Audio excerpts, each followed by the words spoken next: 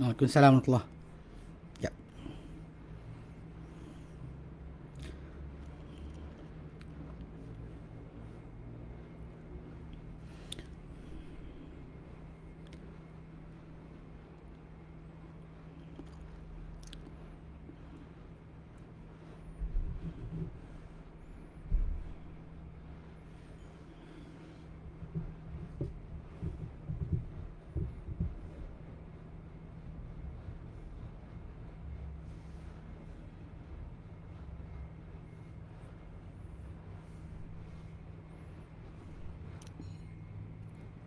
Sihat alhamdulillah. Tak sihatnya makan kenyang. Alhamdulillah. Tapi lah, mungkin zaman sekarang ni bila kurang jumpa orang kan, kurang apa? Perjumpaan dengan orang. Allah alam, ialah kurang sesama. Kalau sekiranya asyik pergi keluar jalan-jalan jumpa orang semua, Allah alam kan, kita kata benda ni mungkinlah hikmah Allah Ta'ala bagi sihat sementara. Baik, kita start insyaAllah. Assalamualaikum warahmatullahi. Bismillahirrahmanirrahim. Alhamdulillah rabbil alamin. Nahmaduhu wa nasta'inuhu wa nastaghfiruh wa na'udzu billahi min syururi anfusina wa min sayyiati a'malina. May yahdihillahu fala mudhillalah wa may yudlilhu fala hadiyalah. Asyhadu an la ilaha illallah wa asyhadu anna Muhammadan abduhu wa rasuluh. Allahumma salli ala Muhammad wa ala ali Muhammad kama sallaita ala Ibrahim wa ala ali Ibrahim wa barik ala Muhammad wa ala ali Muhammad kama barakta ala Ibrahim wa ala ali Ibrahim fil alamin innaka Hamidum Majid. Rabbi shrah li sadri wa yassir li amri wahlul 'uqdatam min lisani yafqahu qawli, amma ba'd. Alhamdulillah, kita bersyukur kepada Allah SWT kepada kita berkumpul pada malam ni. Dan sebenarnya saya ni ganti asatidah yang sepatutnya mengajar malam ni tak dapat hadir. Jadi petang tadi balik daripada kerja. Jadi Abu Talha kontak minta inilah, Abu Salam minta apa kalau boleh saya gantikan kelas malam ni. So inilah saya gantikan kelas malam ni. Semua tak nak berikan apa kebaikan pada apa penganjur dan pengurus bahagian Batu Salam kerana cuba untuk tidak mengosongkan waktu-waktu dan masa berlalu tanpa pengajian ilmu yang bermanfaat. Semua tak nak beri pahala yang banyak pada mereka dan juga siapa-siapa yang terlibat dalam menaja untuk kelas-kelas yang dijalankan. Okay. Baik. Jadi malam ni saya pilih tajuk mengenai menghadapi fitnah akhir zaman. Apa perbezaan di antara manhaj dan akidah? Ya, sebab banyak orang mungkin tertanya, bila baru ni ada satu video disebarkan dan sebagainya, dan ditanya dalam tu kenapa saya mempersoalkan tajuk manhaj. Dan sebab kita tahu akidah, kita ada ibadah, kita ada tajuk akhlak, kita ada tajuk berkenaan muamalat, kita ada tajuk masalah masalah jiwa dan sebagainya, tazkiyah. Tapi kenapa saya sebutkan atau saya tekankan berkenaan tajuk manhaj? Okay. Dan terutama dalam konteks kita nak menghadapi fitnah akhir zaman yang hari demi hari makin mencabar. Hari demi hari makin mencabar. So, mungkin ada orang tak faham ataupun rasa keliru kenapa 3-4 hari ini tajuk manhaj yang dipersoalkan. Kenapa boleh kita sebut manhaj salafus soleh? Kenapa kita kata macam tu? Kenapa kita sebut berkenaan dengan kaedah ataupun cara disiplin salafus soleh? Mana pemahaman dalil contohnya, kita panggil manhaj. Cara memahami dalil itu panggil manhaj. So jadi kalau dekat situ macam seolah-olah kita ni macam mensyaratkan kepada orang ramai satu syarat yang baru. Seolah-olah macam kami asatizah yang mengajarkan tajuk agama ni macam mewajibkan kepada orang ramai satu tajuk yang baru yang selama ini kita dekat Malaysia ni mungkin tak pernah terdedah. Sebab yalah, kita tahu akidah, kita ikut akidah yang betul sudahlah. Kita ikut mazhab betul sudahlah. Kita ingatkan bahawa macam tajuk kita sekarang ni macam seolah macam ada benda baru yang kita macam tersembunyi daripadanya. Jadi malam ni insya-Allah kan, pasal dalam kita menghadapi, jadi saya pilih tajuk menghadapi fitnah akhir zaman, apa perbezaan di antara manhaj dengan akidah. Bila kita nak berhadapan dengan fitnah akhir zaman yang kita kata makin hari demi hari makin mencabar, untuk anak-anak kita, anak cucu kita. Kenapa kita nak kena faham beza manhaj dengan akidah. Okay. Kalau kita lihat apa beza di antara manhaj dan akidah? Sebelum kita sebut fitnah akhir zaman, kita terangkan dahulu apa beza manhaj dengan akidah. Okay. Dia sebenarnya dia kata kalimah ni kalau kita ringkaskan tentang bezaan di antaranya,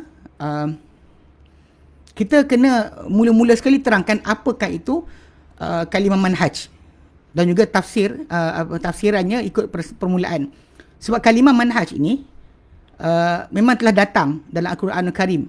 Allah Ta'ala sebut kalimah manhaj atau minhaj yang mana dalam Quran Al-Karim surah Al-Ma'idah 48. Al-Ma'idah 48 telah datang kalimah tersebut. Okay.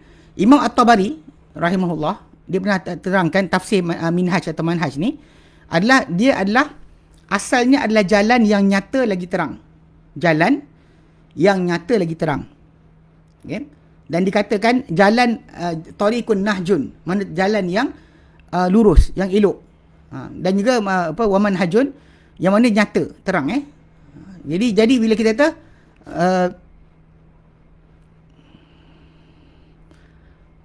contoh macam kita dia kata ni ada syair lah, tapi syair ni kita tak baca lah. Man yakufi syakin fahada fal jumaun dawaun wa tariqun nahjun.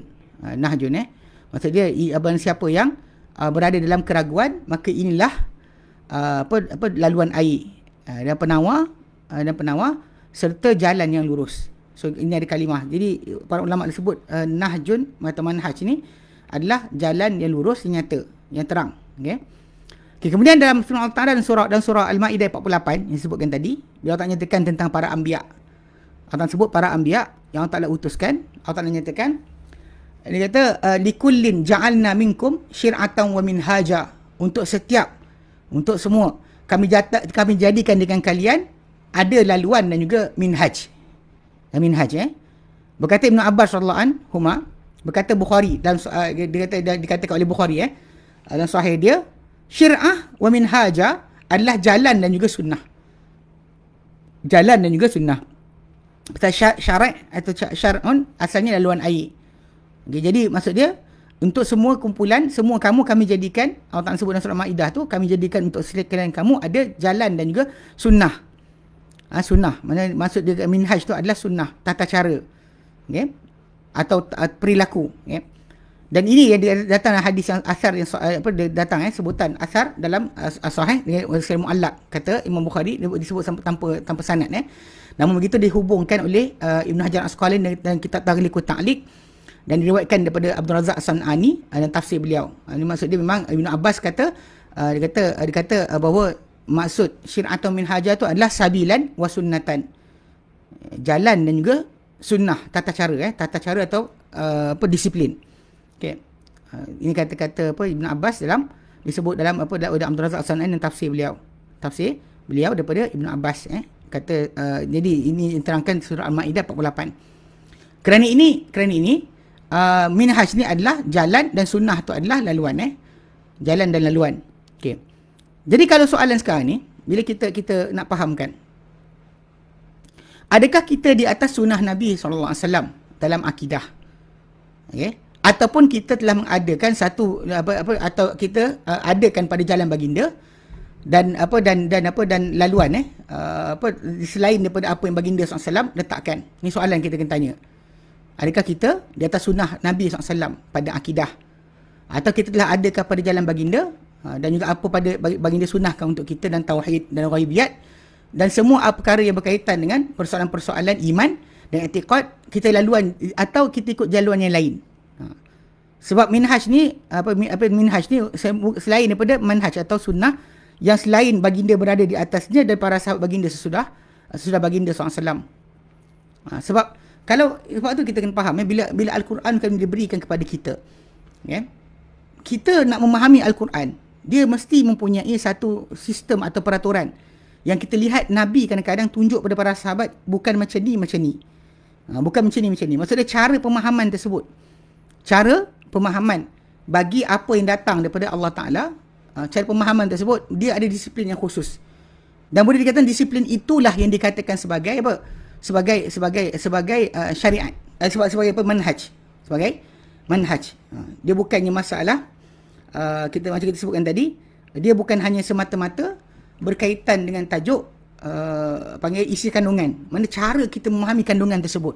Sebab Allah Ta'ala beri pada kita. Sebab tu bila Nabi sebut dalam hadis yang sahih, Nabi sebut pada kita berkenaan dengan apa, taraktu fikum amrain kan, aku tinggal pada kamu dua perkara kan, lantas kamu takkan sesat selama-lamanya kalau kamu bersama kamu berpegang dengan kedua-duanya, kitab Allah sunnah rasulih, kitab Allah dan sunnah rasulnya sallallahu alaihi wasallam. Jadi kalau kita faham kat situ, ataupun macam Nabi kata fa'alaikum bisunnati, macam Nabi sebut tentang tajuk tajuk bila mana Nabi kata barang siapa hidup di kalangan kamu, maka dia akan lihat percanggahan yang sangat banyak. Fa'alaikum bisunnati, maka hendak kamu berpegang dengan sunnahku, wa sunnatul khulafa' rasyidin, dan sunnah para khulafa yang berpetunjuk sesudahku, dan al-mahdiyin yang mendapat hidayah, addu 'alaiha bin nawajiz, gigitlah dengan geraham. So dekat sini kita faham bahawa kalimah manhaj ni atau manhaj ni, dia bukan bermaksud maksud dia isi kandungan tu, tapi cara faham tak? Cara kita dalam memahami, cara kita mempraktikkan. Sebab tu manhaj ni atau manhaj ni dia ada dalam contoh macam akidah. Kemudian soalan yang kita boleh tanya juga, adakah kita berada pada sunnah Nabi SAW pada fiqh? Dalam kita beramal ibadat, ada tak kita ikut macam semua orang solat? Semua orang solat. Muslim solat. Kan? Misalnya seorang Muslim akan solat. Cuma masalah solat dia tadi, adakah mengikut tata cara yang ditunjuk oleh Nabi SAW? Ataupun mungkin dia kata jalan dia sendiri. Itu masalah dia. Ataupun adakah kita ada sunnah Nabi SAW pada adab dan akhlak? Kita bertutur ke, kita berdiskusi ke, atau kita berkawan ke, atau kita menegur orang ke. Soalan yang timbul adalah, adakah kita ada manhaj Nabi SAW? Manhaj atau tata cara sunnah Nabi SAW. Ini kena jujur pada semua orang, diri kita sendiri. Tak boleh kita kata saya punya betul, tak. Pasal ukuran tersebut akan berlaku. Kita kata contoh macam kita sebut pada bab akidah contohnya. Kan, semua orang percaya Allah Ta'ala itu Tuhan dan mentadbir alam ini. Tapi dalam mengabdikan diri kepada Allah Subhanahu Wa Ta'ala dan dalam merealisasikan tauhid, itu tauhid ibadah, tauhid itu ibadah, itu tauhid uluhiyah. Kadang-kala manusia ni akan lari, tidak mengikut cara yang Nabi kehendaki, tidak mengikut cara yang ditunjukkan oleh Nabi SAW. Mungkin dia adakan di antara Allah Ta'ala dengan dia satu perantara. Itu nampak manhaj tadi. Walaupun dia percaya Allah Ta'ala Tuhan, tapi soalan dia, adakah dia bertuhankan Allah Ta'ala seperti yang diajarkan oleh Nabi SAW? Seperti Nabi ajarkan. Demikian juga kalau dia kata percaya tentang kitab, tentang qada qadar. Semua sekali itu soalan dia, adakah dia percaya seperti itu? Macam kadang-kadang ada orang percaya bahawa qada qadar tu ada, tapi dia ada idea dalam kepala dia, boleh diubah qada qadar tadi dengan cara-cara tertentu. Macam pakai cincin kayu tertentu ke, batu tertentu ke, atau dia pakai kain tertentu ke, atau dia tulis atas dinding rumah dia tulisan tertentu ke. Sebenarnya ni kita fahamkan manhaj ni tadi dia adalah sistem atau lebih tepat macam dalam tafsir Ibn Abbas radhiyallahu anhu bila terangkan berkenaan dengan tajuk ayat Al-Maidah 48 tu, Ibn Abbas nyatakan syir'ah jalan, minhaj atau manhaj tu adalah, minhaj adalah sunnah. Maksud dia cara dalam kita melaksanakan. Pasal jalan Allah Ta'ala beri satu. Cuma Allah Ta'ala kata, u'budun, sembahlah aku. Cuma cara sembah tadi, soalan. Cara sembah. Adakah orang itu akan sembah Allah Ta'ala dengan cara yang Nabi ajar? Atau cara yang Allah Ta'ala mahu dia menyembah? Itu manhaj. Sebab tu, manhaj ini, dia masuk pada semua sudut. Dia masuk pada akidah, pada ibadah, pada akhlak, pada cara kita beribadat, cara kita mentauhidkan Allah Ta'ala, semua sekali dia akan masuk. Dia tak tinggal satu bab pun kecuali manhaj ini ada. Sebab tu saya fahamkan balik, bila kita kata Allah Ta'ala kata u'buduni wa ana rabbukum fa'budun, aku ni Tuhan kamu, sembahlah aku. Bila Allah Ta'ala nyatakan sedemikian.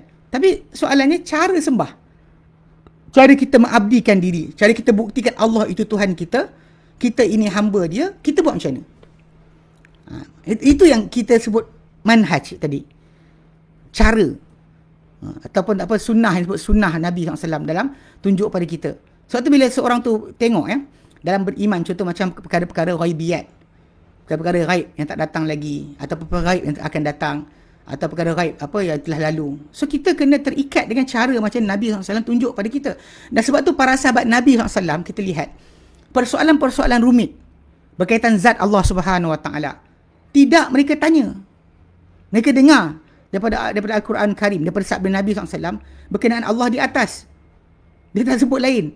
Maka semua benda ni diiktiraf. Semua para sahabat cakap macam tu. Tidak ada seorang pun cakap Allah Ta'ala ada di mana-mana tanpa bertempat. Tak ada seorang pun. Tak ada seorang pun. Sedangkan lafaz yang datang, macam contoh macam yang diorang gunakan, kan Allah, kan, walau yaku syai'an ma'ahu, kan, tak syai'un ma'ahu, apa dia kata, apa yang dikatakan dulunya hanya ada Allah, tak ada satu benda bersama-samanya, kan, dan dia berada pada keadaannya macam ni dahulu. Ini lafaz daripada Syiah punya sumber, bukan daripada kitab-kitab sahih ahli sunnah. Bahkan dalam Bukhari datang, kan Allah wala yaku syai'a, dulunya hanya ada Allah dan tiada ada bersamanya, apa, dan tak ada apa benda pun. Kemudian disambung, hadis Nabi tak habis lagi, wa kana arsyuhu 'alal ma', dan arash Allah berada di atas air. Allah Ta'ala mula start ciptakan, Allah tentukan qadar dan ciptakan langit dan bumi. Maksud dia kalau ikut tertib tersebut, langit dan bumi kemudian daripada itu, tapi arash telah ada bersama Allah Subhanahu Wa Ta'ala. Dan kita tahu arash itu bukan Allah, bukan Allah Ta'ala, bukan sebahagian daripada zat Allah Ta'ala, bukan sebahagian sifat Allah Ta'ala. Tapi namun begitu, kita kata memang dah Nabi ceritakan macam tu, kita faham kalimah tadi.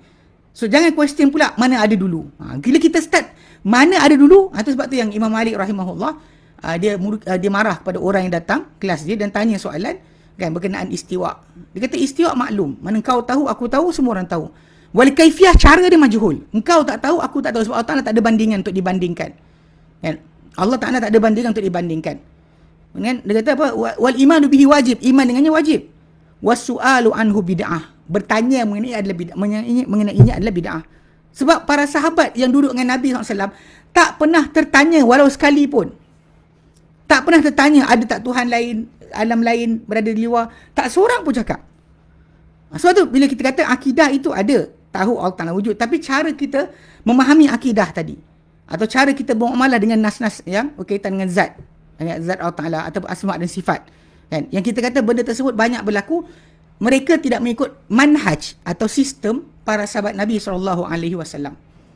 Bukan tak percaya Allah Ta'ala, kena faham orang-orang yang kata bukan tentang gunakan falsafah untuk memahami dalil, mereka bukan kata Allah Ta'ala tak ada.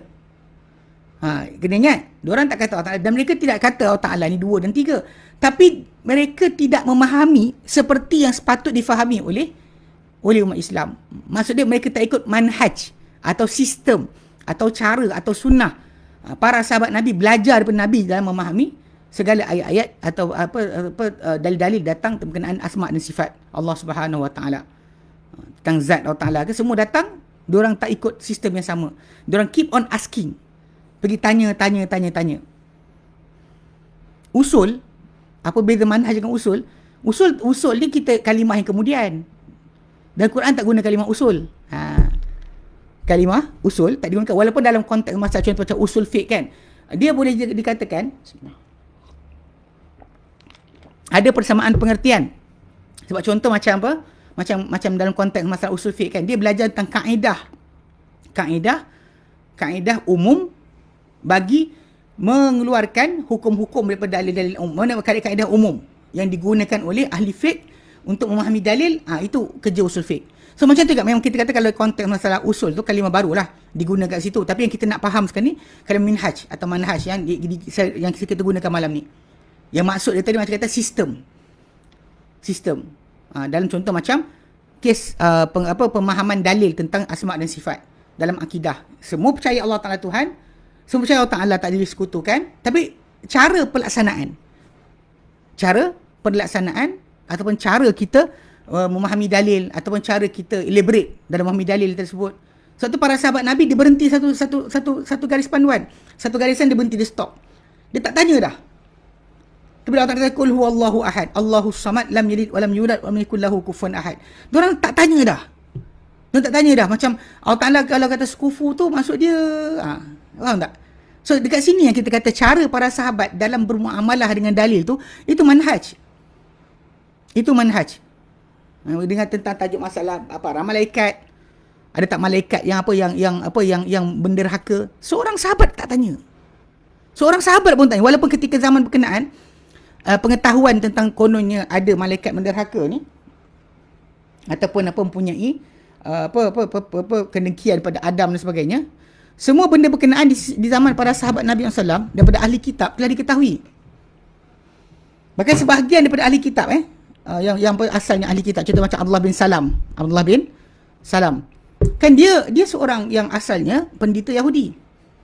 Tapi tuan-tuan perasan tak? Dia tidak melontarkan kepada Nabi SAW sebarang persoalan lama agama dia untuk dibincangkan oleh Nabi SAW melalui wahyu Allah Ta'ala yang sedang turun. Dia ada idea, maksudnya dia belajar kitab. Dan apa sekarang ni orang-orang Yahudi duk sebut tentang para malaikat ke, tentang Allah ke, tentang para Nabi ke, semua ada. Semua ada. Tapi dia tidak pernah bertanya Nabi. Ini sistem yang saya sebut tadi. Ini sistem dia. Dia beriman dengan apa datang pada Nabi tadi tanpa soal siasat, tanpa dakwa-dakwi, tanpa meragu-ragukan, tanpa menimbulkan persoalan, tanpa membanyakkan permasalahan. Sedangkan kalau kita tengok, kalau orang yang lain zaman kita sekarang ni kan, bila buat beriman Allah Ta'ala, dia tanya lagi. Boleh tak Allah Ta'ala ciptakan batu dia tak boleh angkat? Boleh tak Allah Ta'ala buat sekian-sekian makhluk, satu makhluk yang serupa macam dia, yang Tuhan juga. So benda macam ni kalau kita perhatikan balik, persoalan macam ni hanya timbul sebab kita tak mengikut tata cara para sahabat. Para sahabat memang belajar dengan Rasulullah SAW semua sekali. Bahkan Nabi ajar pada mereka sebanyak mana yang boleh. Apa perkara yang mencampaikan untuk mereka syurga, Nabi dah ceritakan. Apa yang menghalang mereka, menyebabkan mereka termasuk neraka pun Nabi dah ajarkan. Tidak ada satu benda pun yang tertinggal. Tak ada satu benda pun yang tertinggal. Nabi dah ajar semua sekali. Bahkan Nabi SAW lebih kenal Allah Ta'ala daripada sebagai makhluk yang ada sekarang. Mana mungkin Nabi tinggalkan untuk mengenal para sahabat tentang Allah Ta'ala. Sebab mereka nak menyembah Allah Ta'ala, mesti ada penjelasan yang sangat jelas. Tapi dalam masa sama, ikutan yang diajar oleh Nabi SAW kepada para sahabat Nabi. Sebab banyak Al-Quran, nas-nas Quran memang menyuruh kepada kita beriman dengan Allah Ta'ala dengan ghaib, bukan dengan nampak. Macam dalam surah Al-Mulk ayat ke-20, Allah Ta'ala katakan, innal ladzina yakhshawna rabbahum bil ghaib. Sebenarnya orang yang takut Tuhan mereka dengan ghaib, lahum maghfiratun wa ajrun kabir, untuk mereka ada keampunan dan ganjaran yang besar. Macam dalam surah Yasin Allah sebut, innama tundiru man taba'an dzikra. Engkau wahai Muhammad hanya memperingatkan orang ikuti akan zikr. Wa khasyar rahmana bil ghaib, dan mereka takutkan Tuhan penyayang dengan ghaib, bukan dengan nampak. So basically memang ada penjelasan. Jadi secara tak langsung para sahabat Nabi bila dah ada pemberitahuan pada mereka, iman dengan Allah dengan ghaib, bukan dengan nampak, diorang stop. Tidak mereka bertanya lebih daripada batasan sepatutnya. Ini manhaj yang kita kata zaman sekarang gagal. Gagal. Macam soalan apa? Dalam bab qadar contohnya. Kalau Allah Ta'ala dah tuliskan benda tu macam tu. Contoh macam seorang manusia ni masuk neraka. Kemudian kenapa dia masuk neraka dia salah? Sedangkan Allah Ta'ala yang tentukan. Nampak tak? Soalan macam ni, sering orang tu kata, kalau kita masuk neraka dah ditentukan Allah Ta'ala, dan kenapa kita salah? Pasal Allah Ta'ala yang tentukan. Benda ni para sahabat tak pernah tanya. Kerja para sahabat adalah beramal tanpa melihat kepada apa perkhabaran Nabi beritahu pada mereka, tanpa mereka persoalkan tentang hak Allah Ta'ala yang mutlak dalam melakukan apa saja pada makhluknya. Mereka terus beramal, beribadat tanpa mempersoalkan. Ini manhaj dalam akidah. Manhaj dalam akidah. Ini contoh. So, dia berakidah, tapi manhaj mereka macam mana? Yang mana kita kata zaman sekarang ni kebanyakan orang bertentangan dengan kaedah ini. Tak ikut dengan kaedah, atau macam itulah soalan terkata usul. Apa beza usul dengan manhaj? Ikut kalimah serupa maksud. Tapi kita gunakan manhaj ni, kalimah ni kerana apa? Kan dia adalah adalah kalimah yang Allah Ta'ala gunakan dalam surah Al-Ma'idah ayat ke-48. Allah Ta'ala maklumkan kepada kita, semua kamu kan, untuk setiap kumpulan kamu kami jadikan syir'atan, syariat kan, daluan, minhaja, dan juga sistem atau peraturan. Peraturan tu yang kita nak fahamkan sekarang. Okay? Baik. Kemudian bila kita faham itu contoh dalam akidah. Dalam bab fiqh contohnya. Dalam bab fiqh kan.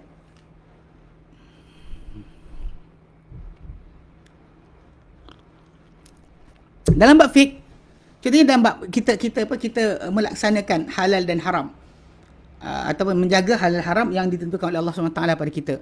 Mana yang berkaitan dengan kata-kata atau tindakan kita yang mukallaf. Pasal fiqh ni berkaitan itu. Yang fiqh adalah adalah berkaitan dengan tajuk hukum-hukum berkaitan dengan perbuatan mukallaf.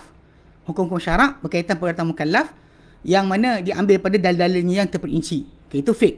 So jadi fiqh ni bila kita sebut macam contoh macam lafazkan kalimah, makan makanan, minum minuman, apa lagi, pandang mata, okey, perkahwinan, itu dalam sudut masalah perkahwinan seorang, cerai dia, okey, kemudian beranak dia, kemudian masalah kematian dia. Semua benda ni berkaitan dengan perbuatan mukallaf, diri dia, kata-kata dia, perbuatan dia, ataupun apa tindakan yang muncul daripada dia.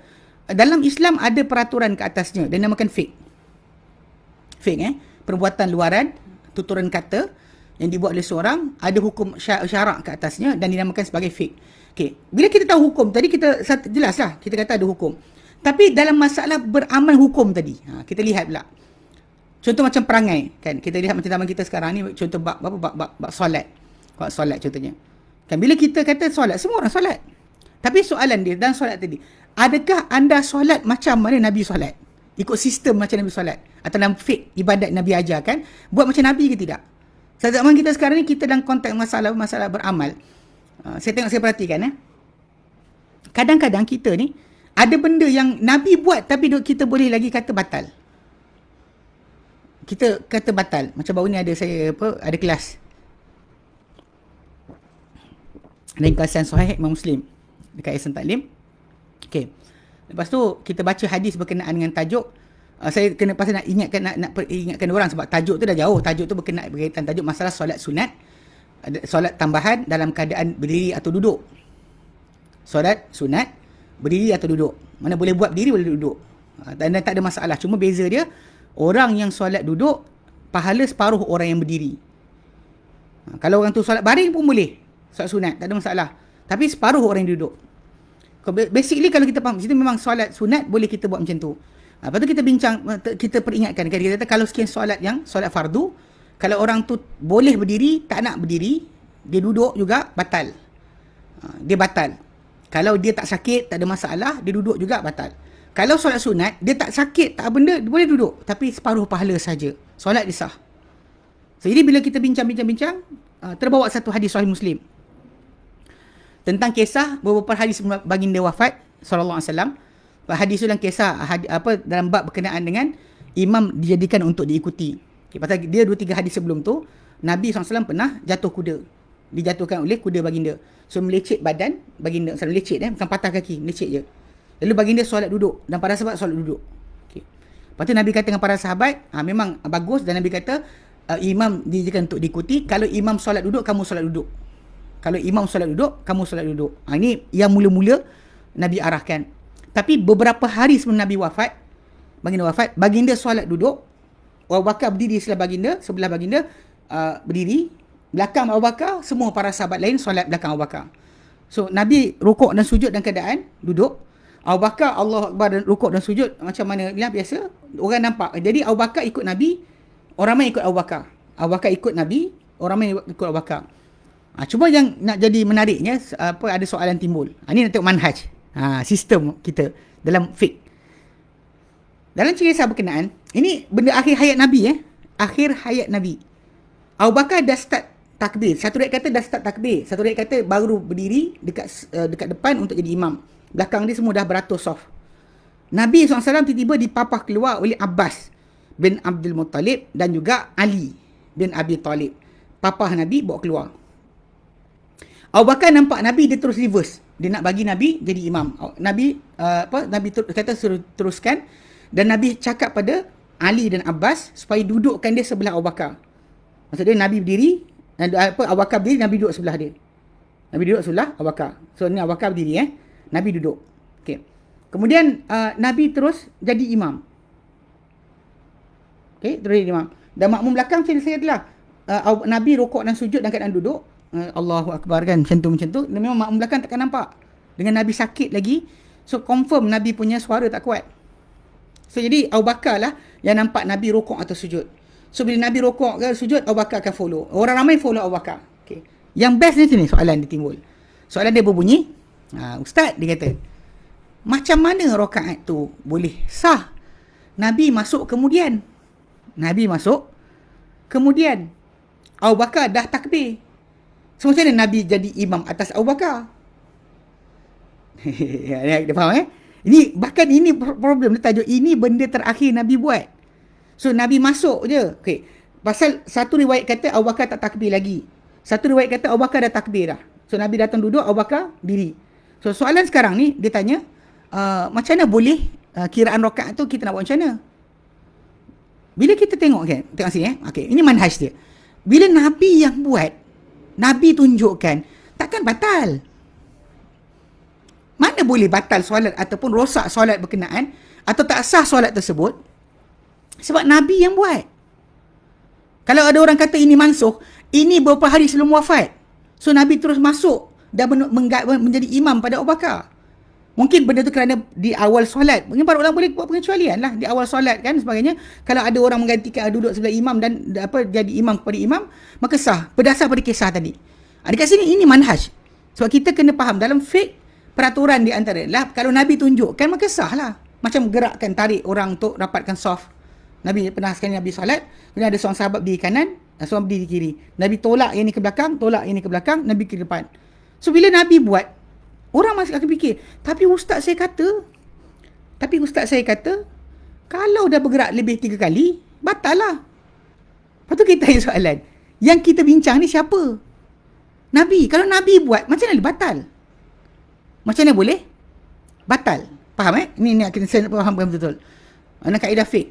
Bila kita kata Nabi buat, macam mana boleh batal? Nabi yang tunjukkan. Atau Nabi yang beritahu. Nabi yang beritahu. Sebab tu bila kita nak faham konsep, contoh macam bila dalam fiqh ni, benda-benda yang kita letak peraturan oleh guru kita, ulama' mazhab kita ke, tak boleh mengatasi petunjuk yang Nabi tunjuk. Ataupun perbuatan para sahabat. Contoh, ketika pembunuhan Umar dibunuh. Umar radhiyallahu anhu dibunuh ketika solat subuh. Dia takbir Allahu Akbar. Lalu datang Abu Lu'lu'ah Al-Majusi, bawa pisau tikam perut dia. Terburai perut dia. Perut dia terburai. Tumbang. Kemudian kerana masjid ketika itu gelap, semua orang di belakang tak nampak apa jadi. Diorang cuma dengar takbir Umar, tapi tak dengar bacaan Fatihah. Diorang duduk di belakang ni semua, Subhanallah, Subhanallah. Subhanallah dia kata macam tu. Subhanallah. Bila kata Subhanallah, diorang tak tahu yang depan tu Umar dah tumbang. Dan diorang tak tahu juga bahawa pembunuh Umar sedang dikejar. Orang ramai kejar. Dan lelaki tu Abu Lu'lu'ah tu sempat tikam beberapa orang. Ada 5-6 orang dia tikam pula. Kemudian Abdurrahman bin Auf campak pada dia kain, jadikan macam jala, serkup dia. Bila serkup, dia rasa nak kena tangkap, dia takut ditangkap, dibunuh diri dia. So diorang ketepikan. Abdurrahman bin Auf terus ganti jadi imam. Dia terus sambung solat tanpa batalkan solat.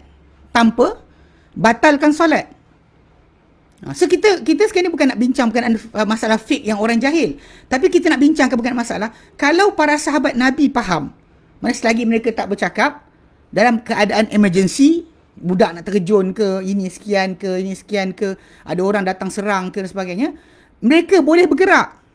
Hatta macam kes yang dekat mana Palu tu kan, yang imam tu ketika gempa bumi tu kan, dia berteruskan solat. Sebenarnya dia orang boleh keluar daripada masjid, buat soft baru kat luar dan sambung solat di luar bangunan. Tak ada masalah. Diorang boleh keluar. Macam mana dalam kes solat khauf, pergerakan berlaku, penggantian jemaah dengan jemaah. Jemaah pertama ikut, jemaah kedua tunggu berkawal. Kan, kemudian jemaah ni habis, jemaah ni ganti balik. Dalam keadaan bersolat. Diorang dalam solat. So sekarang ni kita fahamkan, ini yang saya nak fahamkan adalah manhaj dalam fiqh. Contoh macam bila kita kata, bila dah benda tu Nabi buat, para sahabat buat, maka mana mungkin para imam yang sepasnya akan boleh membatalkan solat tersebut. Ini masalah ketaksuban mazhab. Tadi kita kata batal. Macam baru ni ada apa? Saktah. Dekat mana? Dekat ghairil maghdubi alaihim siratal ladzina an'amta alaihim ghairil maghdubi alaihim waladdallin. Yang best kelakar dia, ada seorang imam tu, dia kata pergi kursus. Dipanggil oleh satu pihak jawatan agama Islam. Jadi ustaz yang berceramah tu, dia kata apa? Dia kata tuan-tuan tak boleh berhenti situ. Kalau tuan-tuan berhenti kat situ, Al-Fatihah akan jadi 8 ayat, dia kata. Bukan 7. Sedangkan Al-Fatihah ni 7 je. Jadi imam tu datang jumpa saya. Itu betul ke Ustaz? Lepas tu saya kata dengan dia, jumpa orang tu balik, cakap dengan dia. Kalau orang tu baca straight, contoh macam dia baca baca Bismillahirrahmanirrahim. Macam orang-orang baca ketika tarawih. Alhamdulillahirabbil alamin arrahmanirrahim maliki yaumiddin iyyaka na'budu wa iyyaka nasta'in. Tu ihdinas siratal mustaqim siratal ladzina an'amta 'alaihim ghairil maghdubi 'alaihim waladdallin. Kan 3 ayat dia, 3 kali berhenti. Jadi 3 ayat ke Fatihah. Dia tak ada timbul tajuk pun. Sampai boleh kata batal solat dan sebagainya. Ini nak tak ikut manhaj. Okey, ini contoh-contohlah. Kemudian lain dia tu manhaj yang tak betul lagi. Manhaj yang tak ikut tata cara para sahabat. Bila para sahabat Nabi SAW, contoh macam kes apa, masalah jamak solat contohnya, atau qasar solat. Jamak atau qasar solat. So kita kadang-kadang kita perhatikan, kadang-kadang ada orang ambil tatabur rukhas, mencari-cari kelonggaran. Dia tak ikut cara para sahabat dalam beramal. Dalam ketika beribadat tadi dalam fiqh.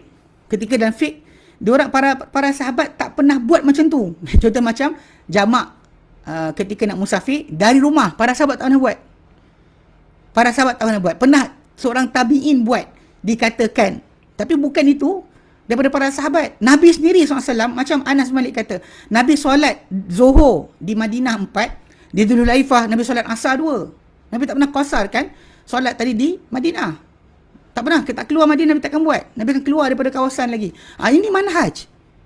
Contohnya kalau dia kata orang tu nak beramal, dia tak boleh jadikan alasan-alasan dia atau logik akal dia untuk menggunakan hukum baru. Atau contoh lain macam kes penggunaan kulit babi. Dia kata babi ni haram makan. Macam Nabi kata pada para sahabat tentang bangkai kambing, yang para sahabat Nabi kata ambillah faedah dengannya, ambil manfaat. Orang kata ia adalah bangkai. Nabi kata ia hanya haram makan. So dia terus apply lafaz ni kepada apa? Kepada kulit babi. Dia kata babi tu haram makan je, pakai tak apa. Ini pelik. Para sahabat Nabi, binatang buas pun diorang tinggal. Pasal itu adalah pakaian orang kafir. Menjadikan pelana kuda atau pelana unta tu daripada kulit harimau, kulit singa. Ini perangai orang kafir. Tiba-tiba datang umat Islam kita, ada yang kata tak apa kulit babi. Ni tak ikut manhaj. So manhaj tadi, kalau kita kata manhaj ni, sistem ni, dia bukan hanya dalam akidah. Dalam fiqh itu pun ada berlaku. Tak boleh kita mana-mana keluar hukum baru. Kita reka hukum baru yang tak pernah ada. Itu haram ke benda tak haram. Atau wajib benda tak wajib. Ini adalah sistem yang salah. Sebab tu dalam kita beramal dengan fiqh, bukan ada sistem dia. Kemudian dalam adab dan akhlak. Adab dan akhlak. Ini contoh juga kita kata. Contoh macam Nabi SAW kan. Bila kita balas dengan orang, kita gaduh dengan orang kan. Bila Nabi SAW nyatakan apa?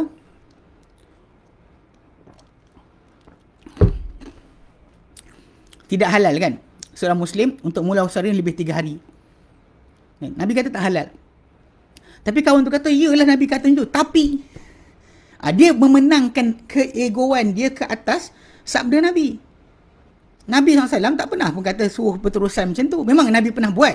Pulaukan orang tertentu. Contoh macam 3 orang yang tak hadir dalam perang. Yang surah At-Taubah cerita tentang mereka. Memang Nabi hujung terakhir sebelum turunnya pengampunan Allah Ta'ala untuk mereka dipulaukan. Umar bin Khattab radhiyallahu anhu ketika dia halau atau usir Subair, lelaki yang kacau akidah orang ramai dengan persoalan-persoalan yang banyak-banyak. Umar hantar dia ke Sana'a dan pesan pada penduduk Sana'a, jangan cakap dengan dia sampai dia ubah perangai. Jangan cakap dengan dia. So untuk masalah tersebut berlaku. Tapi macam kita ni macam dengan adik-beradik sendiri dan sebagainya, kan bertekak lah itu dan sebagainya, terus kita benci sampai kiamat. Macam mana lagi? Mana? Kalau kita kata Nabi kata tak boleh, kenapa kita kata boleh pula? Nabi kata haram, Nabi kata tidak halal. Terutama bukan berkaitan masalah perkara al-wal al-bara'. Dan konteks masalah bukan masalah akidah, bukan masalah tajuk walad dan bara'. Tapi benda tu berkaitan masalah apa perasaan jiwa kita. Sensitivity yang kita ada. Nabi kata tak halal lah. Dekat sini kita kata kadang-kadang kita ada akhlak. Tapi kita tak boleh nak ikut cara Nabi SAW. Kita ada mungkin akhlak yang lain. Kita akan ambil akhlak yang kita suka. Yang kita seronok. Macam suka bersedekah. Tapi akhlak yang lain yang buruk kita nak tinggalkan. Itu tak boleh. Ini kata manhaj dan akhlak. Tadi bukan apa kita suka. Apa yang Allah suka. Apa Nabi suka. Kalau dia kata Nabi suruh buat satu perkara, kita buat walaupun kita tak suka. Kita kena paksa diri kita untuk patuh. Bukannya kita ikut keinginan kita suka hati. Dan kita kekalkan, lantak ada Nabi cakap yang tu. Macam pernah jadi kes sekali saya duduk pergi bincangan. Dalam bincangan berkenaan, ada timbul tajuk konflik lah. Di antara satu pihak dengan pihak tu lagi. Mula yang bercakap orang tua. Saya budak-budak tapi saya tak suka dengar lah bila time dia menjawab tu masalah sikit. Yang orang wakil ni, dia menjawab melampau-lampau. Jadi bila keputusan dibuat oleh pihak yang senior untuk kata kita lepaskan, let go. Forgive and forget, tak payah teruskan. Tapi dia tak lepaskan. Dia tak lepaskan. Tapi yang kelakarnya dia mengajar harfiah Quran. Dia mengajar tajuk harfiah Quran. Dia rasa macam saya ajar harfiah ni 3 bulan. Orang semua boleh pandai faham Quran. 3 bulan. Dia bangga cakap depan saya. 3 bulan. Kita dengar seronok lah. Dengar bagusnya lah kan. Boleh lah 3 bulan belajar dengan dia terus faham Quran. Tapi dalam masa yang sama praktis Quran tu sendiri. Contoh dia kata saya dah habis Al-Baqarah. Ada Al-Imran. Sekarang dah masuk surah An-Nisa. Dia kata sebut ni telah disebut. Jadi saya kata dengan dia. Saya kata akak. Kata tadi akak dah mengajar sampai surah Al-Imran. Akak tak baca ke surah firman Allah Ta'ala surah Al-Imran ayat 133 kan tentang Allah Taala kata alladzina yunfikuna fis sarra'i wad dharra. Orang yang bertakwa itu adalah orang yang menginfakkan harta ketika senang atau susah. Wal kaziminal ghaiz, dan orang yang menahan kemarahan. Wal afina 'anil nas, dan juga orang yang maafkan terhadap manusia. So saya kata dengan dia akak tak dengar ayat tu. Oh betul dia kata apa? Awak jangan sibuk bacakan ayat pada saya. Saya macam pandang kan. Dia mengajar Quran. Mengajar harfiah Quran. Tapi bila dia baca Quran, ayat tu kena kepala dia tak boleh buat. Bahkan dia marah bila kita tegur dia suruh ikut. Kita tegur suruh ikut sebab kita kata ini cara Quran. Ini Quran suruh. Bukan Quran lepaskan kita suruh ikut kepala kita aja. Akhlak dekat sini kena ada. So dalam akhlak Quran suruh maafkan, forgive and forget. Dia tak ada, tak kira. Saya ingat lagi sekian. Dia masalah. Tak boleh buat apa lah. So pada orang tu mungkin pada fake dia bagus, mungkin akidah dia betul, tapi tata cara dan akhlak dia tak ada. Manhaj akhlak dia gagal. Sistem dalam dia berakhlak. Dia bukan ambil sebahagian, kita ambil semua. Bukan benda seronok kita dapat, kita cerita benda yang kita tak kena, kita tutupkan. Ini adalah sangat salah. Sebab tu manhaj dalam masalah akhlak. Dan juga adakah kita ni atas sunnah Nabi SAW pada setiap apa yang Allah Taala ambil kita sebagai pengabdian diri. Dan contoh macam kita sebutlah, adakah kita ikut sunnah Nabi SAW. So, jadi kalau kita faham kat sini, manhaj ataupun tata cara, ataupun disiplin dalam dia akan masuk dalam akidah, dia masuk dalam ibadah, masuk dalam akhlak, masuk dalam semua muamalat khas dan sebagainya. Dia tak ada tertinggal. Dia akan masuk pada semua. Sebab macam sebutlah, semua orang akan kata dia ada akidah. Tadi ada soalan kawan kita kata apa? Dia kata komen Ustaz tentang pendapat mengatakan ada 3 aliran dan memahami sifat Allah Ta'ala mutasyabihat, takwil, serah makna, kaifiat dan sebagainya. Okay. Bila kita faham kat situ, apa dia cakap itu, sebenarnya yang apa para sahabat berada padanya, yang Nabi berada padanya, itu yang kita ambil sebagai sistem kita. Walaupun ada ulama tu kata soalan Nabi tunjuk apa? Itu soalan dia. Sebab tu kalau kita siapa-siapa nak tengok berkenaan tajuk ni kan, yang antara para ulama yang sangat munsif bila menceritakan tentang masalah kita bermuamalah dengan ayat-ayat sifat, asma dan sifat Allah Taala, adalah Imam Al-Qurtubi. Imam Al-Qurtubi Al-Ash'ari yang karang kitab tafsir Qurtubi tu, dia dalam ketika bawa setiap pendapat tentang tajuk-tajuk ayat-ayat asma dan sifat, dia bawa dua-dua. Dia akan bawa tajuk yang apa ahli kalam cakap, kemudian dia akan bawa pula apa yang dikatakan oleh salafus soleh. So, dia akan bawa yang salafus soleh tu yang betul, walaupun dia berlaku adil. Ini yang sebenarnya, ini yang datang. Sebab tu bila orang tu cuba tinggalkan kaedah salaf dalam masalah ni, dia problem lah. Sebab dia tak boleh kata benda berkenaan adalah boleh. Okay? Itu masalah problem dia. Itu pasal kita kata, sebab tu kita kata manhaj ni sistem. Ataupun tata cara. Yang bertepat kalimah tata cara. Bila kita memahami hadis-hadis ataupun tajuk berkenaan dengan asma dan sifat, kan, tentang tu patut kita faham macam mana yang diajar oleh Nabi SAW. Macam mana para sahabat faham daripada Nabi SAW. Itu yang paling selamat. Adapun yang datang kemudian dan sebagainya dengan falsafah dia, ilmu kalam dan sebagainya, ini tidak memberikan jaminan. Bahkan dia lari daripada manhaj nubuah. Sebab tu manhaj nubuah. Okey. Macam dalam Musnad Ahmad telah sahih daripada hadis Huzaifah bin Yaman. Daripada hadis Huzaifah bin Yaman, dia kata apa? Dia kata qala Rasulullah SAW, dalam sabda Rasulullah SAW, takunun nubuwatu fiikum masya-Allah an takun. Dia kata akan berlaku kenabian pada kalian selama mana Allah Taala mahukan ia berlaku. Thumma yarfa'uha idza syaa'a an yarfa'uha. Kemudian Allah Taala akan mengangkatnya bila mana Allah Taala ingin untuk mengangkatnya, ay yarfa'aha. Thumma takunu khilafatan ala manhajin nubuwah, ala manhajin nubuwah. Kemudian akan terjadi khilafah di atas manhajin nubuwah. Fatakunu masya-Allahu an takuna thumma yarfa'uha idza syaa'a an yarfa'aha. Kemudian akan terjadilah khilafah ni tadi ikut di atas manhaj nubuwah ni selama mana yang dikehendaki Allah Taala, sebelum kemudian dia akan angkat. Okay, bila Allah Taala ingin untuk mengangkatnya. Thumma takunu mulkan 'adban, kemudian akan jadi kerajaan yang menggigit dan yang mencengkam. Kemudian fayakun masya'a an yakun thumma yarfa'uha idza syaa'a yarfa'aha. Mana Allah Taala akan biarkan, Allah Taala akan angkat. Kemudian thumma takunu mulkan jabariyah. Yang kemudian akan menjadi kerajaan yang jabariyah, yang bengis, yang kasar. Lalu berlakulah ia pemerintahan ni selama ni Allah Taala kehendaki. Okey. Kemudian akan menjadi balik khilafah ala manhaj nubuwah, akan jadi khilafah ala manhaj nubuwah balik. Jadi maksudnya kalau ikut pada Nabi SAW, kenabian dah tak ada, tapi akan berlaku khilafah tadi di atas manhaj, sistem yang diletakkan oleh Nabi SAW. Mana macam berlaku pada zaman para sahabatnya awal, lepas Nabi wafat, macam tu akan kembali balik. Sebab tu kadang-kadang kita lihat dalam perkara ni, okay?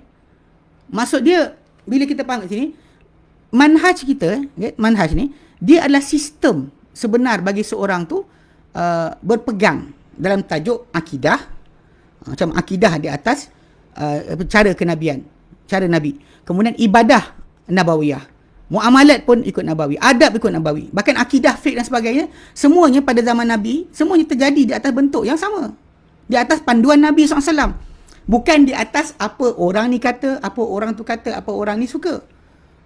Itu beza dia. Beza dia adalah masalah tidak lagi ikut sistem. So dengan sebab itu, kalau kita faham kat sini, macam dalam hadis yang tadi kita sebut, hadis Musnad Ahmad tu, memang Nabi kata akan berlaku kenabian, kemudian khilafah, kemudian kerajaan yang mencengkam, kemudian kerajaan yang bengis, kemudian kembali balik kepada manhaj nubuwah. So dekat sini, saya ingat dia ada sekali, bos saya, bekas bos saya, dia kata kenapalah orang Arab ni tidak ada macam inisiatif, terutama macam kes sekarang ni lah, bila kita nak bincang tentang hadis fitan, hadis-hadis tentang fitnah-fitnah akhir zaman, yang mana kalau kita lihat para sahabat Nabi SAW, antara yang paling banyak menyimpan tajuk ni adalah Huzaifah ibn Yaman. Nabi dia cakap dengan orang ramai.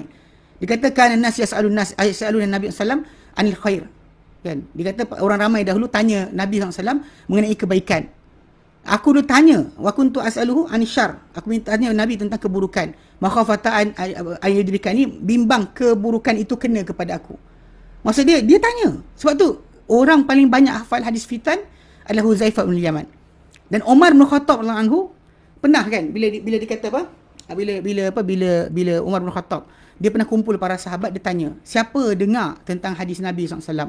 Siapa dengar hadis Nabi SAW? Tentang fitan, tentang fitnah. Seperti ombak. Lalu para sahabat semua diam. Lepas tu seorang tu kata, aku ada dengar hadis fitnah.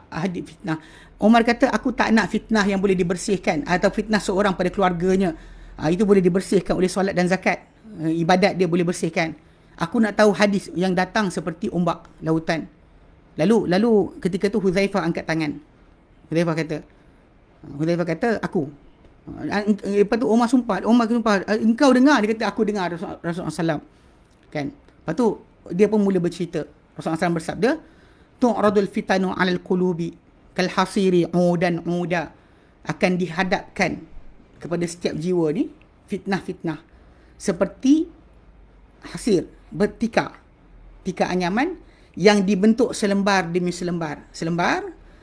Macam itulah datang pada hati manusia ni, akan fitnah-fitnah tu tak pernah habis. Daripada satu hari datang, besok datang, lusa datang, tiap hari datang. Habis tajuk ini, keluar ini. Habis tajuk ini, keluar ini. Kan? Tak pernah habis selesai. Bahkan zaman kita sekarang ni dengan ada media sosial yang sangat pantas, kita dapati fitnah ni kan, tajuk berkenaan dengan bukan fitnah tuduh orang tanpa bukti. Ujian manusia pada akidah dia, ujian manusia pada akhlak dia, pada ibadah dia. Kan? Yang capal dengan capalnya, yang datang dengan ajaran sesatnya, yang jadi rasul, mengaku rasul, yang macam-macam. Yang datang satu demi satu. Satu demi satu, macam dikatakan Huzaifah. Tu'radul fitnatu 'alal qulub, akan dibentangkan fitnah-fitnah ni ke atas hati. Kal hasiri udan uda, seperti tikar yang dianyam selembar demi selembar, selembar demi selembar. Lepas tu Huzaifah sebut apa Nabi kata. Maka Nabi kata, fa ayyuma qalbin ushribaha, mana-mana hati yang menyerap akan fitnah tersebut. Okay. Maksud menyerah tadi, diserap. Ushribaha, diserap akan fitnah berkenaan. Maksud dia terima, dia accept dan dia terima. Dia tak ada keingkaran. Sebab zaman sekarang ni, keingkaran mungkar ni adalah benda yang paling jelas. Kadang-kadang kita ingkar kemungkaran. Macam baru ni AP Anugerah bintang popular sebagainya. Kita ingkar kat situ. Tapi sebenarnya pada yang lain pun ada juga kemungkaran yang lain kita ingkar. Kita tak mengingkari secara total. Kan? Kadang-kadang orang tu bising berkenaan dengan rasuah. Bab bogil dia tak bincang. Bab sekian dia bincang berkenaan dengan masalah kesamaan. Tapi bab berkenaan arak dia tak nafikan. Kadang-kadang dia memang macam adapt lah, tak apalah, orang suka. Orang suka.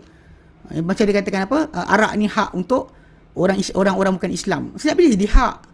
Bila kita jadi pemerintah, benda yang memudaratkan, walaupun benda berkenaan ikutkan hak peribadi manusia, kita boleh haramkan. Macam pornografi. Pornografi diharamkan.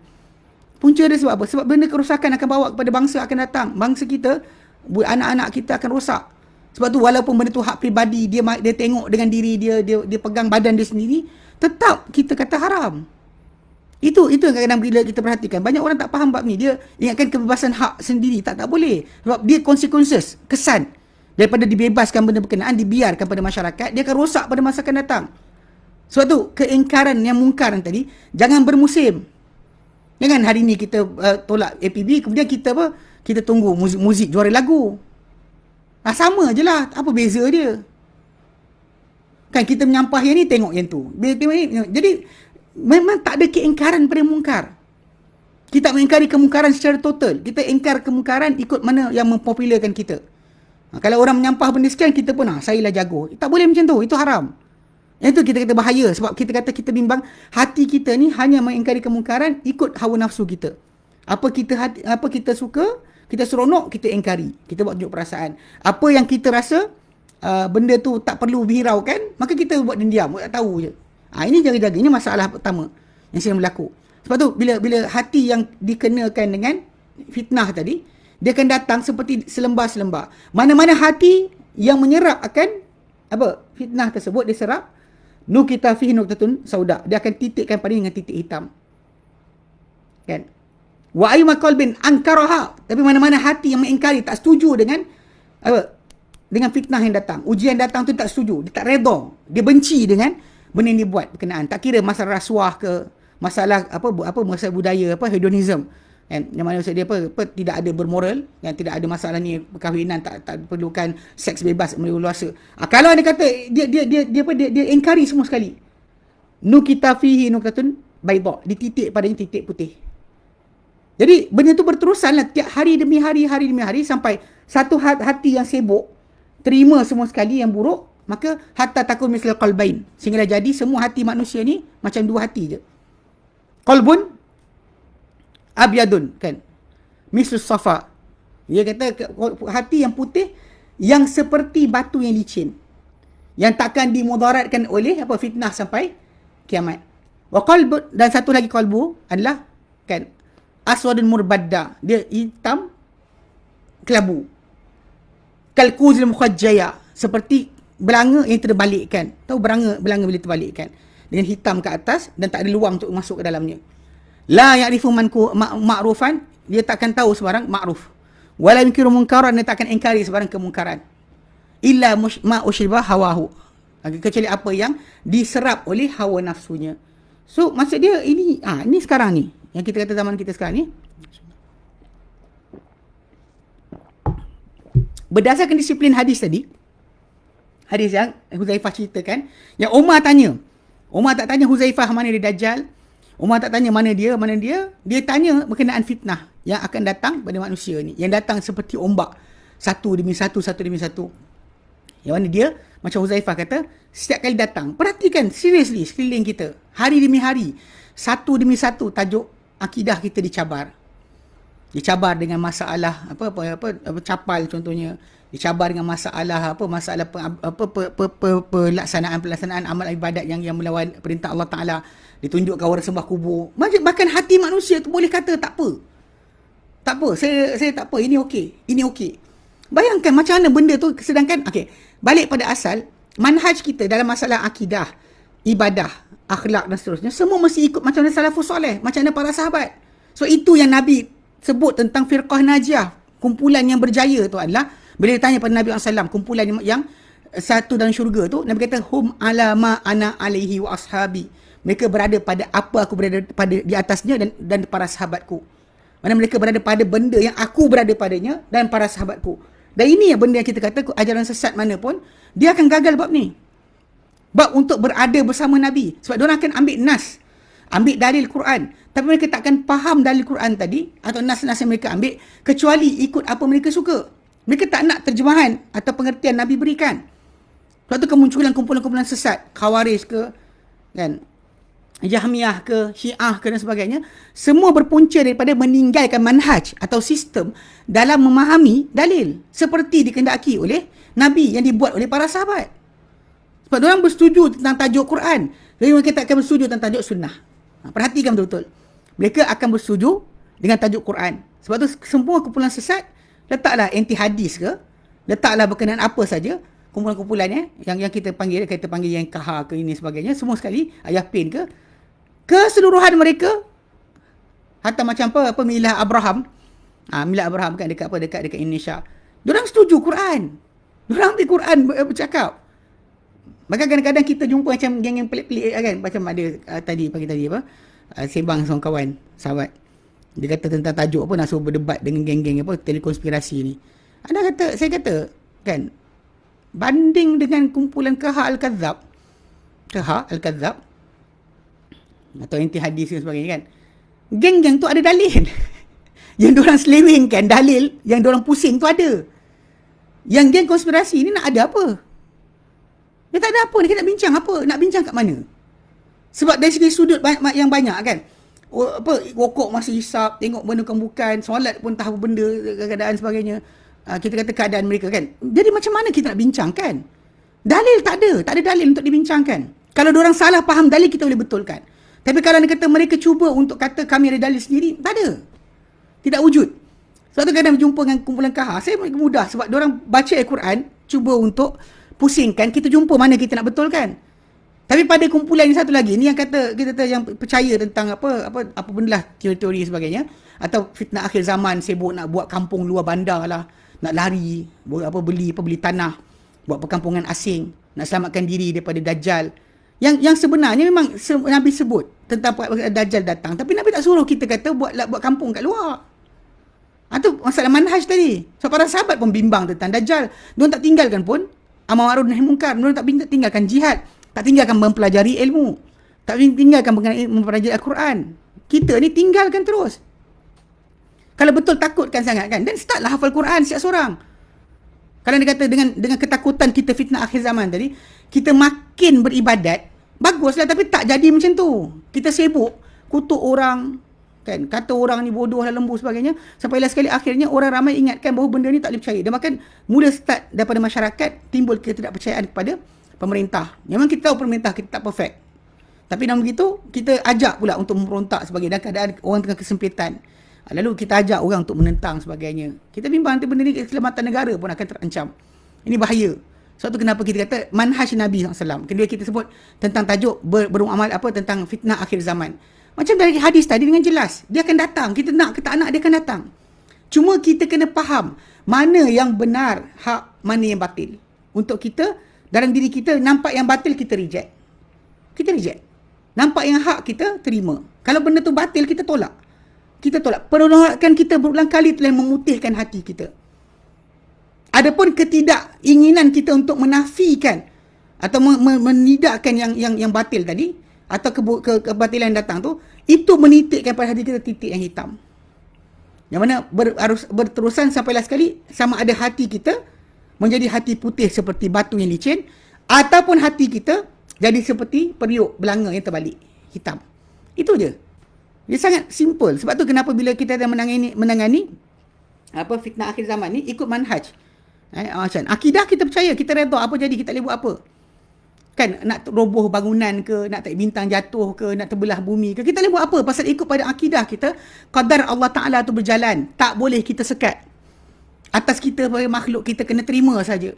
Allah Ta'ala bagi apa saja pun kita tak boleh buat apa. Itu qadar, keimanan kita. Dan Allah Ta'ala maha berkuasa atas segala-galanya. Itu akidah kita. Tapi dalam masa tindakan kita, dekat sini tindakan kita mesti berpadanan dengan apa? Dengan apa yang Nabi SAW ajarkan. Kalau kita tahu kita ada qadar Allah Ta'ala kat atas kita, jangan pakai tangkal. Mengelak qadar dengan tangkal, salah lah. Sebab atas kita ada doa. Kita doa lah, ya Allah, bimbang dengan musibah yang berlaku, kita doa. Itu manhaj yang betul. Mana kita benar dalam menangani situasi. Macam kita tu, kalau lapar kita makan, kalau dahaga kita minum, kalau sakit kita berubat, bukan jumpa ustaz. Kalau sakit jumpa berubatlah, jumpa doktor, jumpa ustaz buat apa. Okay. Kalau jahil kita belajar. Kalau kita tahu bahawa fitnah-fitnah datang ni, kita tak tahu mana halal mana haram, tak tahu mana patut ikut, mana tak patut ikut, dan belajar. Kalau kita tak sempat belajar, kita bertanya kepada orang yang mengetahui. Ini manhaj dia, ini cara dia. Sebab tu sistem kita dalam kita berhadapan. Akidah kita ada. Kita tahu Allah Ta'ala Tuhan kita. Kita tahu Allah Ta'ala berkuasa ke atas segala-galanya. Kita tahu Nabi telah turunkan, bawa pada kita sunnah. Tapi dalam menangani masalah fitnah akhir zaman ni, kita, manhaj kita, sistem kita mesti serupa macam tengok para sahabat buat. Macam Umar, dia bimbang untuk fitnah tu berlaku. Macam Huzaifah bin Yaman, dia bimbang kena pada diri dia. Dia tanya Nabi. Dan Umar pula bila dengar benda, dia tanya pula pada Huzaifah. Tanya pada para sahabat, siapa dengar benda ni. So dia bimbang diri dia kena. Sebab tu dia sibuk bertanya. Dan bila kita tengok dari persoalan tadi, yang fitnah ni bahaya ni. Yang Nabi kata dalam hadis yang lain, Nabi kata badiru bil amal. Bersegera kamu dalam beramal. Fitanun, sebelum datang fitnah, kakita'in lail muslimah, seperti kepingan malam yang gelap. Mana shades of night yang berbeza. Okay. Yang mana bila berlaku fitnah tu nanti, yusbihur rajulu mu'mina, akan bangun pagi seorang lelaki itu beriman. Tapi petang, wa yumsi kafira, dia masuk petang dalam keadaan kafir. Wa yusbihu mu'mina, dia bangun pagi dalam keadaan wa yumsi mu'mina, dia masuk pada waktu petang dalam keadaan beriman. Wa yusbihu kafira, dia akan bangun pagi dalam keadaan kafir. Yabi'u dinahu bi'arad minad dunya, yang dia jual agama dia, amanah dia, kan. Kalau dia jahil bercakap juga, kan, dia tak tahu bahawa haram, dia bercakap dengan tanpa dalil. Dia cakap juga, kan, tapi dia jual untuk dunia dia. Kena kebimbangan tentang kehidupan dunia dia, dia sibuk cakap walaupun dia tidak layak. Ini kebahayaan yang berlaku. Okay? Baik. Apa komen Ustaz, bla bla bla. Kemudian kalau hanya dalam isu faham hadis akhir zaman tak ikut salafus soleh, selain dari itu mereka masih ikut salafus soleh, adakah mereka masih di atas manhaj? Kalau macam tu kita tanya, kalau orang tu dalam ibadat tak ikut cara manhaj salafus soleh, macam mana? Pasal kes bid'ah dan ibadat, kadang-kadang saya perhatikan dalam masyarakat kita ni, terutama dalam golongan yang belajar sunnah ni, orang tu rosak bab contoh ibadat kita tolak. Tak boleh baca Yasin, tak boleh sekian talqin atau kubur, kan, kita cerca dan sebagainya. Tapi bila ada orang tak ikut Nabi dan para sahabat dalam akidah, masih saya perhatikan ada orang duduk sengih-sengih. Dia kata tak apa Syekh, dia baik. Faham tak? Kita disuruh ikut Islam ni secara keseluruhan. Tu tak kata dalam Quran, Allah kan, ya ayyuhallazina amanu dukhulu fis silmi kafah. Mana orang beriman, iman dah, masuk dalam Islam. Tapi apa? Kafatan, secara keseluruhan, tu manhaj. Faham tak? Kita ada iman. Mana orang beriman diberikan arahan untuk masuk dalam Islam, masuk dalam ajaran agama Islam, amalan Islam. Tapi cara, ni kaedah dia. Kafatan.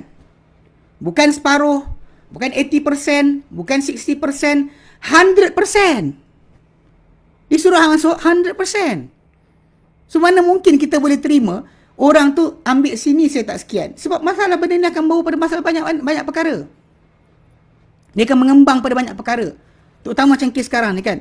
Terutama geng-geng yang sibuk kan. Dia kita macam ni. Dalam Islam, anda boleh mempunyai pendapat. You can always have your own opinion. Nak ada pendapat sendiri. Islam tak pernah boleh sekat. Kan kita ada sekat orang mempunyai pandangan sendiri. Sebab memang rambut sama hitam, hati lain-lain. Dan juga pendedahan kita pada suasana keadaan tak sama. Pengalaman kita tak serupa. So manusia pasti akan ada pandangan dan juga buah fikiran yang berbeza. Tapi cara menzahirkan awak punya perbezaan tadi macam mana? Lepas tu kena ikut salafus soleh. Diorang para salafus soleh pun ada benda tak setuju dengan pemerintah. Tapi mereka tak buat tunjuk perasaan. Tak ada keluar di jalanan. Tak ada pula cerca-cerca pemerintah dengan cara-cara yang buruk untuk kononnya nak biar dedahkan pemerintah tadi, supaya orang ramai tak sokong pemerintah. Tak diajar macam tu. Pasal ini adalah benda dibuat oleh Abdullah bin Sabah. Abdullah bin Sabah, Yahudi daripada Sana'a, yang pusing negeri sampai keluar lepas tu kumpulan Khawarij.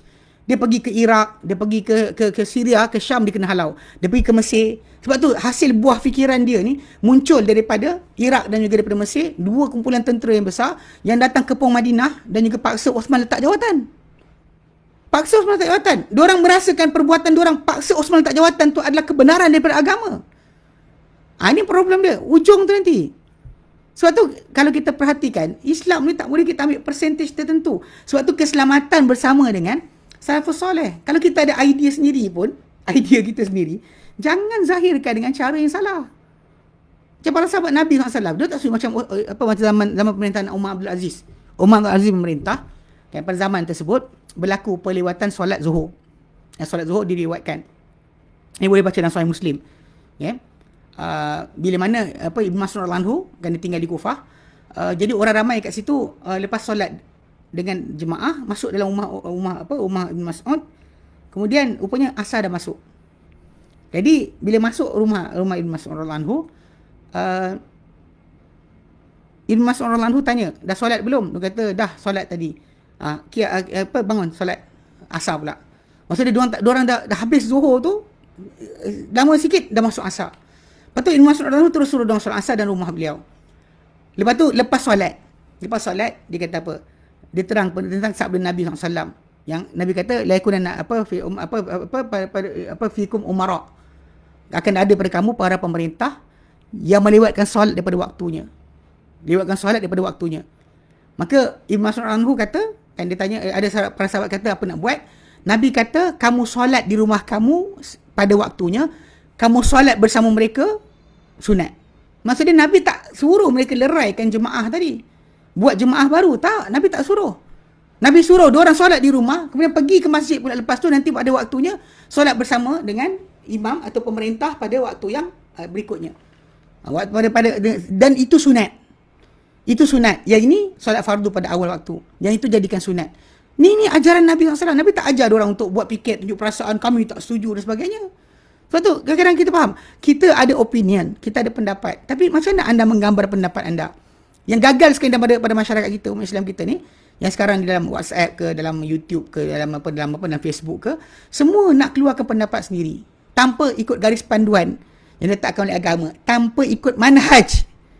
Ini manhaj para sahabat atau para salafus soleh macam diatur oleh Nabi SAW. Itu sebenar masalah kita.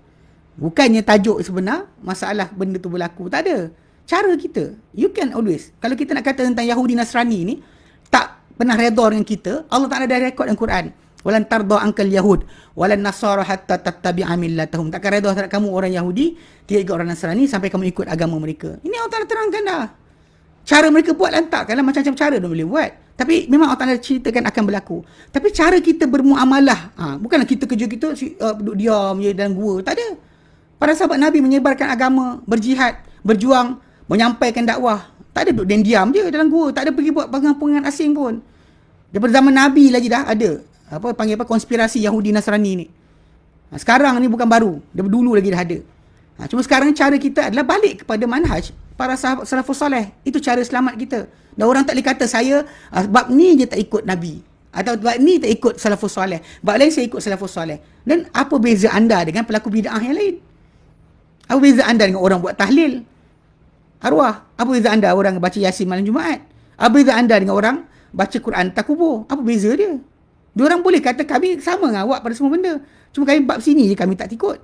Apa masalah dia? Faham Ya, okey, kita tahu ada sahabat-sahabat kita yang terjerumus dalam teori konspirasi. Jadi boleh ustaz bagi guidance dan nasihat untuk kami jauh daripada pinggiran tersebut. Sebab saya kata balik pada asal. Kita sekarang ni kematian kita paling dekat. Ketakutan kita berkenaan konspirasi ni tak boleh lebih daripada ketakutan kita kepada Allah Taala. Sebab Allah Taala kalau nak bolak-balikkan hati kita jadi kita tidak beriman, dia boleh buat sekelip mata. Sebab tu kita mesti bimbang pada Allah lebih daripada bimbang pada makhluk. Macam mana kita takut dengan konspirasi manusia, sedangkan Allah Ta'ala kita tak bimbang pun. Kita bimbang langsung pada Allah Ta'ala punya aturan. Apa Allah Ta'ala boleh jadi pada kita dalam sekelip mata dia boleh terbalikkan. Dalam sejarah banyak. Saya sendiri pribadi sebenarnya rasa sedih jugalah bila kita kata benda macam ni. Bahkan saya share pada kawan-kawan. Saya kata lah, kadang-kadang seronok lah orang kata kita berdebat dan sebagainya. Tapi saya takut. Sebab dalam sejarah dunia ni banyak jadi kes. Macam Yasir Al-Qadi kan. Dia dahulu seorang yang kononnya pakar petah bercakap dan sebagainya. Master akidah daripada Madinah. Tapi in the end lah sekali jadi ahli bid'ah. Bersepah bukan seorang dua. Maka ada seorang namakan Abdullah Al-Qasim. Abdullah Al-Qasim kan. Al-Qasimi. Yang mana dia ni dia asalnya kononnya mempertahankan akidah salaf. Tapi entah macam mana akhirnya murtad. So kalau nak fikirkan balik, kita sebenarnya tak boleh berbangga sangat berdebat ni. Macam tu juga masalah contoh macam Mirza Ghulam Ahmad Al-Qadiani. Kalau tuan-tuan baca dia punya kisah hidup awal dia, sebelum dia jadi konon mengaku jadi nabi, dia seorang suka berdebat. Berdebat dengan orang A, berdebat dengan orang B, berdebat dengan sekian, berdebat dengan missionaries Kristian dan sebagainya. Jadi, in the end, tiba-tiba dia mengaku jadi Nabi. Tiba-tiba satu hari, dia Nabi. Dia mengaku jadi Nabi. Jadi, basically kalau kita faham kat sini, bahaya berdebat-debat ni sangat besar. Sangat besar. Sebab tu kenapa cara keselamatan kita sebenarnya, balik kepada apa yang dibawa oleh Allah Ta'ala dan juga Rasulnya, yang diberikan Allah Ta'ala dan Rasulnya, dan dibawa oleh para sahabat selepas tu. Sebab tu kita kena takut lebih pada Allah, bukan takut pada manusia. Sebab tu yang saya sebut tadi kan, Kenapa orang Arab, bos saya kata, asal orang Arab tak sibuk tentang teori konspirasi? Mereka tak nampak ke Rothschild, mereka tak nampak ke sekian? Tahu tak kenapa? Kan hadis Nabi tadi kata, akan berada kenabian pada kamu ikut kadar yang Allah Ta'ala kehendaki, yang Allah Ta'ala akan naik, tarik balik. Bila Allah Ta'ala ingin tarik balik. Kemudian Allah Ta'ala jadikan pada kamu khilafah di atas manhaj nubuwah. Kemudian Allah Ta'ala tarik balik. Bila Allah Ta'ala tarik. Kemudian Allah Ta'ala letak pada kamu raja yang juga kuku besi mencengkam. Kemudian darjah yang bengis. Kemudian ujung nanti akan balik pada khilafah ala manhaj nubuwah. Banyak kita ni sepatutnya lebih tumpu pada harapan kita untuk dapat bersama ketika zaman khilafah ala manhaj nubuwah tadi. Sebab itu pengakhiran yang akan diberi pada orang beriman. Kita patut yakin janji itu lebih daripada janji buruk. Kenapa kita bimbangkan sangat? Takutkan konspirasi sampai lupakan takut Allah Ta'ala. Kalau betul takut Allah Ta'ala, takut konspirasi, takut tersesat, dan bangun malam lah solat. Bangun malam lah merayu pada Allah Ta'ala. Ini bangun malam tak ada. Tak ada sibuk pun dengan ibadat. Tak ada sibuk hafal Quran pun. Tak ada sibuk baca hadis pun. Sibuk dengan masalah benda berkenaan. Sibuk dengan orang ni buat apa, orang tu buat apa. Kenapa? Sebab kita lebih takut Allah Ta'ala patutnya, jangan takut manusia. Kenapa takut manusia? Manusia tak boleh buat apa. Kalau anda kata kita tak ada, kita rasa kita selamat, Allah Ta'ala nak musnahkan kita. Letaklah bodyguard banyak mana sekalipun keliling kita ni untuk sekat kita. Allah Ta'ala nak jatuhkan bencana atas Allah Ta'ala akan buat. Walaupun kita dalam kubu. Macam Allah Ta'ala nyatakan, Qul innal mauta la tafirru minhu fa innahu mulaqikum. Katakan, hai Muhammad, kematian kamu lari daripadanya, dia pasti sampai kepada kamu. Macam tu juga masalah rezeki kita. Macam juga masalah fitnah dan juga bala ke atas kita. Kita lari mana pun takkan terlepas. Itu masalah yang sering berlaku, orang tak fikir. Sebab tu saya kata, kalau betul kita takut Allah Ta'ala. Jangan sibukkan takut dengan takut manusia. Manusia ni tak boleh buat apa pada kita kecuali Allah Ta'ala yang aturkan. Sebab tu kita kena sentiasa jadikan diri kita lingkungan redha Allah Ta'ala. Apa Allah Ta'ala redha? Adakah Allah Ta'ala redha kita duk perhati kan? Tengok apa? Tengok lambang ni. Ni lambang ni apa ni? Lambang ni lambang apa? Ni lambang apa? Segitiga tu. Lambang ni lambang apa? Lambang ni tengah-tengah tu ada R. Lambang tu lambang apa? Tak ada kerja lain ke? Kan? Masa kita punya kehidupan kan? Ini dapat hari kahwin kot. Ada orang kahwin. Ni ada orang kahwin kot. Saya tak ingat.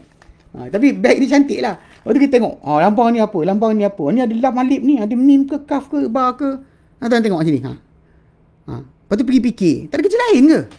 Daripada fikir lambang ni. Lambang ni. Lambang ni. Fikir, tengok. Baiklah pergi baca Quran. Baiklah pergi belajar hadis Nabi. Baiklah dengar syarahan, penjelasan bagi hadis Nabi SAW. Belajar tafsir ke. Yang dapat pada kita rahmat dan keberkatan. Tengok lambang ni, malaikat tak turun tau. Tak ada malaikat datang turun pada kita, mendoakan kita kebaikan kena tengok bincang lambang mata satu dan sebagainya. Tak ada. Malaikat datang pada kita, akan mayungkan kita ketika mana kita apa? Mempelajari kitab Allah. Kitab Allah. Kita pelajari.